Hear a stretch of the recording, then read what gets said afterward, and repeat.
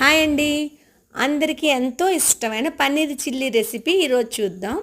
ముందుగా పన్నీర్ తీసుకుని వాటిని స్క్వేర్లా కట్ చేసుకొని దాంట్లో కార్న్ ఫ్లోర్, పెప్పర్ పొడి, ఉప్పు, కారం వేసి కొంచెం నీళ్ళు చిలకరించి ఈ ఈ మసాలా అంతా పన్నీర్ ముక్కలకు అంటేటట్టుగా గట్టిగా కలపకుండా లైట్గా కలిపి పక్కన పెట్టి ఉంచుకోవాలి.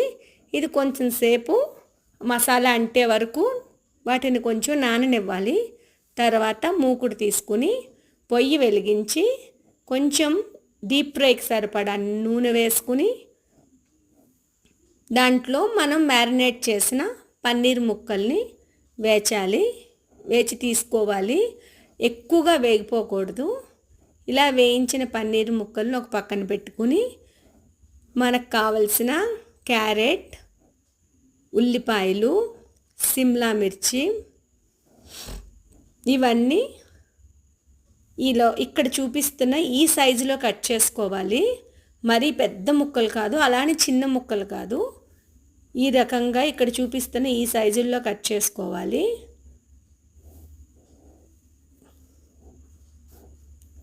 ఇప్పుడు మళ్ళీ ఇంకొక మూకుడు తీసుకుని పొయ్యి వెలిగించి కొంచెం నూనె వేసి దాంట్లో వెల్లుల్లిపాయలు, పచ్చిమిరపకాయలు వేసి కొద్దిగా వేగనివ్వాలి. దాని తర్వాత టమాటా సాసు ఆ మూకుడులో వేయాలి. టమాటా సాస్ వేసిన తర్వాత ఇదే మూకుడులో కొంచెం సోయా సాసు, కొంచెం చిల్లీ సాసు వేయాలి. ఈ 3 సాసుల వల్లనే పన్నీర్ చిల్లీకి టేస్ట్ వస్తుంది. ఇవి వేసిన తర్వాత ముందుగా మనం తరిగి పెట్టుకున్న క్యారెట్ ముక్కలు, ఉల్లిపాయ ముక్కలు, సిమ్లా మిర్చి ఈ రకంగా ఈ ముక్కలన్నీ వేసి కొంచెం కలపాలి.